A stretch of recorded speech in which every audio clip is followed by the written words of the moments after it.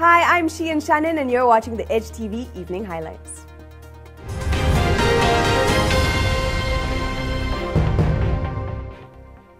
MRCB and George Kent have been chosen as the project delivery partner for LRT3. The project owner Prasarana announced the joint venture appointment of MRCB and George Kent earlier today. The project, which will link Bandar Utama to Klang, is expected to cost some 9 billion ringgit minus the land acquisition costs. We have working on the structure of the project. Later we'll be finalizing with the PDP. And based on the current structure that we're working on, we believe that, inshallah, we can start the work early next year. On residents living in the surrounding area opposing the project, he said, if it's about the NIMBY syndrome, then we'll accept it. NIMBY. What's NIMBY? Not in my backyard. We support the project, but not in my backyard. Because that is not just peculiar to Malaysia, it's happening all over the world when it comes to such a situation. So if it's NIMBY, then we know we have to manage it differently. But if MRCB and George Kent were competing against several other bidders to construct the project, which is scheduled to be completed by 2020. And Malaysia's exports numbers are out, and July exports are up to 63.2 billion ringgit in July this year, thanks to higher demand for electrical and electronics products, especially from China. That's 2.1 billion ringgit more than a year ago. According to the Statistics Department, the rise in exports was mainly to China, the US, Vietnam, Indonesia and Thailand. E&E products, which contributes 36.5% to total exports, have risen 12% to 23.1 billion ringgit. Despite a weaker ringgit, increases in imports including electronic circuits also boost imports, rising 5.9% from last year. On a year-on-year basis, higher imports were recorded with the EU, China, Taiwan, Vietnam and Saudi Arabia. Meanwhile, the trade surplus in July dropped to 2.38 billion ringgit from 7.98 billion ringgit in June.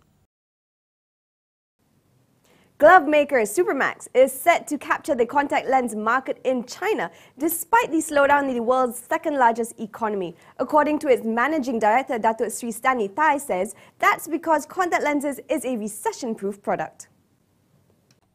Supermax, which has a global market share of 12% in the glove industry, is planning to launch its first contact lens brand in November this year. So we are not concerned of the China slowdown, but with the current recent devaluation of yen, I think their export will pick up. So that will also will improve their domestic economy as well. I see the big potential of having us to be in Hong Kong. On one hand, gateway to China. On the other hand, capitalizing their vibrancy of the corporate activities. Its wholly owned Hong Kong unit, known as Supermax Group Investments Limited, will focus on product marketing, mainly in the Chinese market. Thai says it has allocated 45 million ringgit on machinery and 20 million ringgit on working capital for the venture. PPB Group's imports of raw materials may be costlier because of the weaker ringgit, but this is offset by lower commodity prices. PBB Group, which is controlled by Tycoon Tan Sri Robert Kwok, imports wheat for its flour milling division and also corn for its feed milling.